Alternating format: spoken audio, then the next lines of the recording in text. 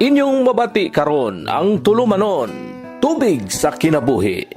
Ang tubig sa kinabuhi, hatud kanato sa GCIL ug watersoflife.net. Ug karon ania si Brother Lloyd Kala, kumusta o mayong adlaw karaton tanan?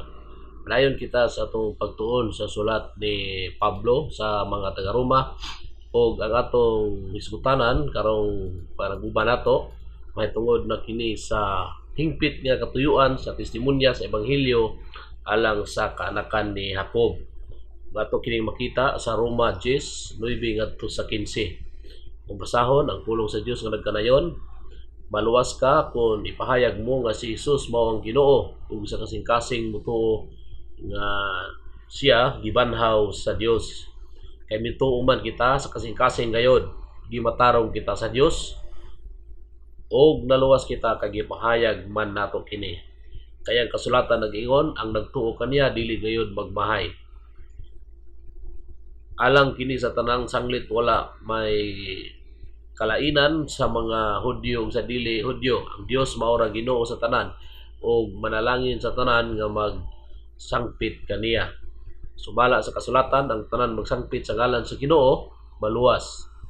Apan unsaon man nila pagsangpit kaniya kung wala sila mituo. Ug unsaon man nila pagtuo kung wala nila hidunggi ang mensahe. Ug unsaon man nila pagkadungog kung wala kini iwali. Gisugdan ni Pablo iyang mensahe sa espirituhanong pakigbugno alang sa Kristohanong iglesia sa Hudyo dito sa Roma. Gipasabot niya ngadto kanila ang pagwali ang adunay lakang na pagkalain-laing mga elemento. Ang tinuod nga pagtuo magsugod sa kasing-kasing tungod kay ang pagtuo sa tao naa sa iyang kasing-kasing. Kining pagtuo magpasabot nga ang magtutuo ginatibukan og hugot nga nahiusa ngadto kaniya nga iyang gituoan. Dugang pa sa maong pagtuo adunay pagsulti sa testimonya. Tungod kay ang kamatuoran muabog gayud sa kangitngit. Ang pagtuo ug testimonya mag-uban kanunay. Ang testimonya mosulti sa pagtuo aron nga ang mamati makasabot sa laing bahin ang saksi mismo lig-on sa dugang sa iyang pagtuo. Ang garantiya sa pagtuo nga gipresenta mismo ni Pablo ug uban pang mga saksi adunay mga prinsipyo ug doktrina.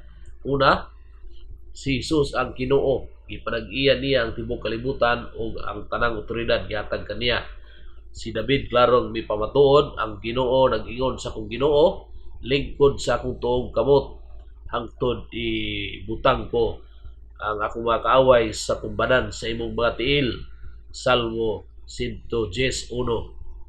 Si Apostol Juan detaling mipahulagway sa kordero sa Dios nga naglingkod ibabaw sa trono makita sa pinadayag 5:1-14. Si Pablo misaksi sa himaya sa gilansang sa cross nga namatay kinsa nabanhaw sa mga patay aron kini nga paagi ang ngalan ni Jesus sa tanang tuhod mga piko ug buyok mo ngadto sa mga tagalangit, ngadto sa mga tagayuta ug ngadto sa tagailawom sa yuta ug ang tanan nga kanasuran musugid nga si Jesucristo ang Ginoo alang sa himayaan sa Dios nga Amahan. Filipo 2:5 padung sa 11. Ang bubong pahayag si Jesus ang Ginoo mao ang haligi sa Kristohanong pagtuo. Kini nagpasabot nga si Jesucristo ang tinuod nga Dios diha sa paghiusa sa balaang Trinidad. Siya nagpuyo ug naghari uban sa hingpit nga panagiusa sa iyang langitong Amahan. Kaduha, ang paghimaya ni Kristo na pundar sa kamatuoran nga ang balaang Dios nagbanhaw kaniya kinsa gilansang sa cross ug namatay gikan sa kamatayon ngadto sa kinabuhi. Ang pagkabanhaw ni Kristo ay ikaduhang haligi sa Kristohanong pagtuo. Kaya kung wala gibanhaw ang anak sa Dios, madugta sa higpit ang iyang lawas. Apan mibangon siya sa lubnganan ug naglakaw halos sa mga bato ug digdig sa iyang espirituhanong lawas. Si Jesus buhi samtang ang tanang nagugna sa nagkalaglayng relihiyon nagamatay nadugta ang ilang mga lawas. Ang pagkabanhaw ni Kristo ay buhing prueba sa iyang pagkabalaan, sa iyang naugan, iyang gahom ug iyang kumplitong kalawasan o ang kumplitong kalawasan makita diha kaniya.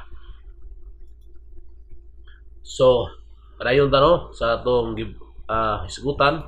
Then giingon sab dire sa katulong nga bahin si kinsa katong mutuon niini nga kamatuoran sa iyang kasing-kasing ug matuod ug magsaksi sa mga kasiguruhan maluwas.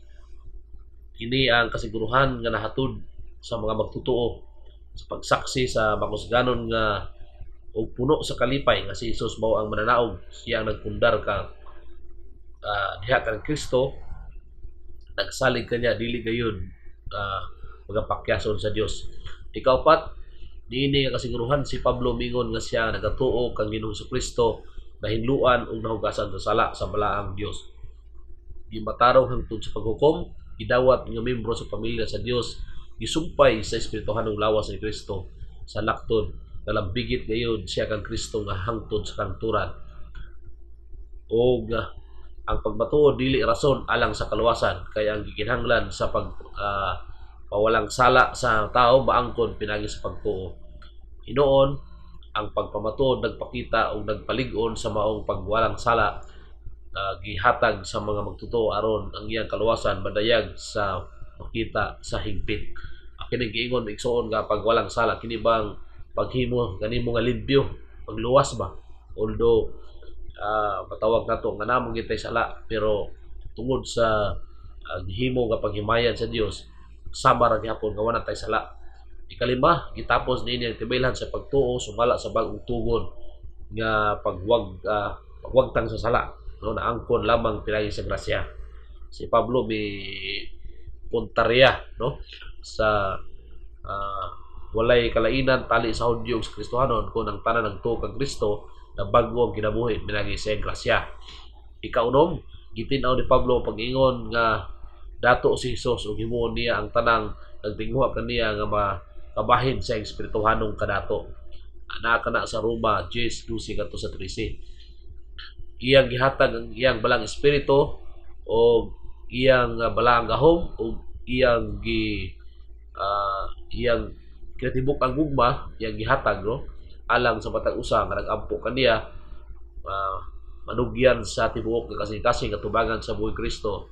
Walay labot ang mga santos o Birheng Maria.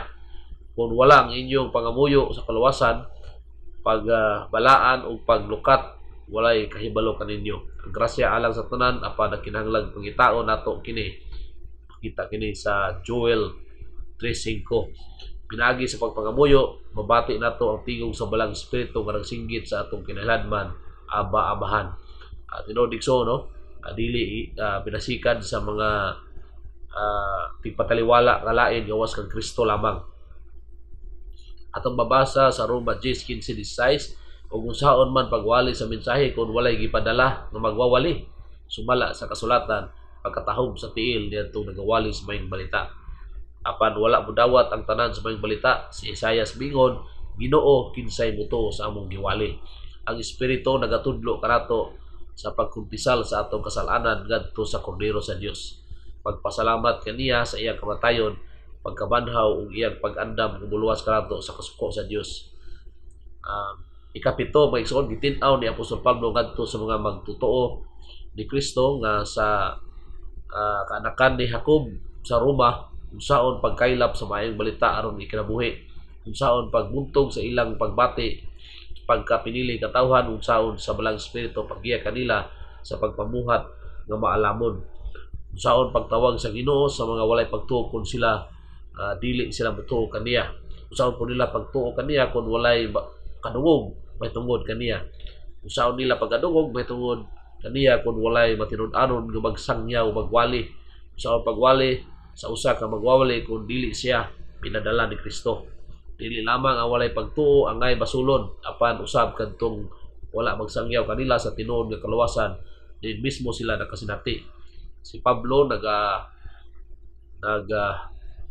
hangyo samtang iyang gibasa ang pulong sa Ginoo ngadto kang Isaias, nag-ingon katahom sa mga tiil niyadtong milatas sa kabukiran aron pagwali sa mayong balita, pagmantala sa pagigdait, pagdalag kalipay o pagsangyaw sa kaluwasan. Kining mayong balita matud ni Pablo uban ang pagsugid nga si Jesus buhi ug naghari ug ang iyang kaluwasan mikuyanap ang hinarian sa Dios diha kang Kristo mao ang rason nga ang mga magtutuo magkalipay mao nga kinsa katong malipayon karon nagtuong si Kristo naghari og madaugon gipa walay tao no na kinahanglan magtinapulan sa pagtuo o kinsa mutuo karon mao ang tubag sa hangyo babot ang Ginoo babot ang iyang gingharian ug maingon og Ginoo itugot ang imong gingharian nga moabot sa among mga nasod. So dili na magtinapulan maigsoon sa pagsangyaw sa maayong balita sa ebanghelyo. Pagkampo kita ang itong gamahan simba kanamo tungod sa imong pag iusa ni Jesus ngadto sa langit ug himong Ginoo sa tanang Ginoo hari sa mga hari. Tabangi kami pagsulti nga maalamon ngadto sa tanang katawhan kabahin sa iyang pagkabanhaw gikan sa minatay. Ug siya naglingkod uban kanimo ang kinabuhi sulod sa mga kasing-kasing sa tanang nakabati sa imong pulong. Amen. Unay mga pangutana, unsay relasyon tali sa pagtuo o pagmatuod pinagi sa testimonya. Unsaon sa pagtuo o pagmatuod sa hinay-hinay nga pagpalambo sa akong galingon sumala ni Apostol Pablo. Inyong nabati ang tubig sa kinabuhi.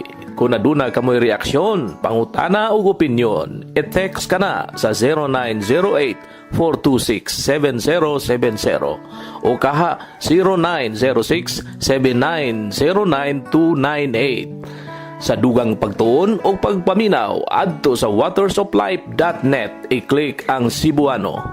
Daghang salamat sa imong pagpaminaw.